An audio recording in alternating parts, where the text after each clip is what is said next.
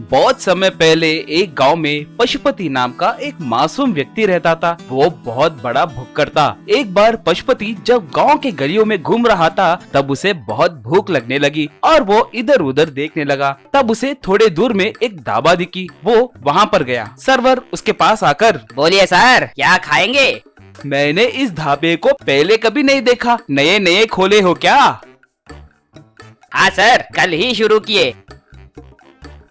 आपके ढाबे में स्पेशल क्या है? सब कुछ अनलिमिटेड है सर, राइस हो या रोटी, सब कुछ अनलिमिटेड है। लगता है ये ढाबा मेरे जैसों के लिए ही लगाया है। ठीक है, रोटियां लाओ। तब वो सर्वर रोटियां लाते ही जा रहा था और पशुपति उन्हें खाते जा रहा था।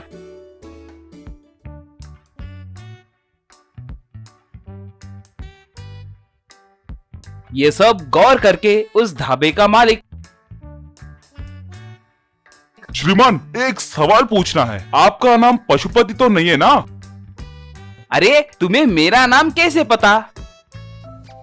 ये ढाबा खोलने से पहले ही मेरे दोस्त तुम्हारे बारे में बोल रहे थे। तुम्हारे बुक्कड़पन के वजह से मेरे दोस्तों को अपने सारे कारोबार छोड़ना पड़ा। कृपा करके अब से आप मेरे ढाबे के पास मत आइए। अब आप जा सकते हैं। पशुपति उसकी बातें सुनकर बहुत दुखी हुआ। ऐसे चलते चलते एक पेड़ के नीचे बैठकर सोचने लगा, कुछ भी करके मुझे अपने भूख को काबू में रखना होगा। मेरे वजह से बहुत सारे लोग परेशान हो रहे हैं। इसका एक ही इलाज है, ज्यादा काम करना। अगर ज्यादा काम किए तो भूख नहीं लगेगा कहकर मेरी दादी बोलती थी। यूं सोचकर सबके पास जाकर काम के लिए पूछने लगा, मगर उसे कहीं पर भी काम नहीं मिला। ऐसे फिरते फिरते आखिर में वो उस ढाबे के मालिक के पास आया। क्यों रे, मेरे ढाबा के पास क्यों आए? मैंने आने से मना किया था ना। श्रीमान, मैं खाने के लिए नहीं आया हूँ, मुझे कोई काम करने का मन कर रहा है। काम करने लगे तो अपने भूख पे काबू पा सकते हैं कहकर मेरी दादी ने कहा था। सच है ना साहब? वो तब अच्छे से सोचकर, ठीक है, मैं तुम्हें काम दूंगा, मगर इस ढाबे में नहीं, मेरे घर में हाउस क्लीनिंग का काम। तुम्हें समय समय पर हमारे घर को शीशे के जैसे साफ करके चमकाना होगा। समझ आया क्या? क्या हाउस क्लीनिंग मतलब क्या है साहब? घर को और घर में रहे चीजों को अच्छे से साफ करने को ही हाउस क्लीनिंग कहते हैं। ठीक है।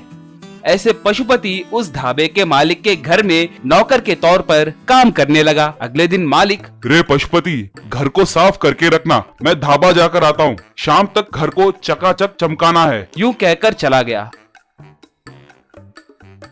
पशुपति तब एक गीले कपड़े को लेकर घर को साफ करने लगा। उसे एक कमरे में एक बड़ा सा टीवी दिखाई दिया। पशुपति उस गीले कपड़े से उस टीवी को साफ करने लगा।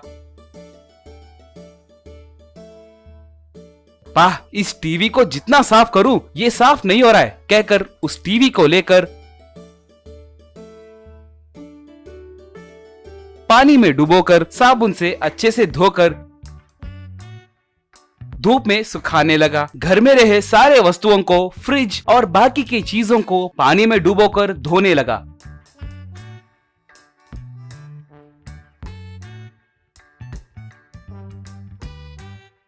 थोड़ी देर के बाद पशुपति, अम्मा, घर के चीजों को अच्छे से धो दिया, अब घर के ऊपर साफ करना है सोचकर उस गीले कपड़े के लकड़ी से घर के ऊपर रहे कफरेलों को साफ करने लगा।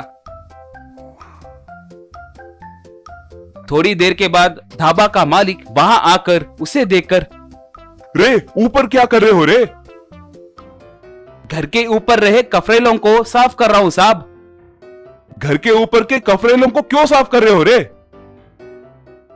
आपने ही कहा था ना साहब, हाउस क्लीनिंग करो कहकर घर को और घर के अंदर की चीजों को अच्छे से साफ किया। आपके टीवी, फ्रिज, रेडियो सबको पानी में डुबोकर अच्छे से साबुन से धोकर उन्हें सुखाया हूँ सर। मालिक तब उसके बातें सुनकर एकदम से गश खाकर नीचे गिर गया।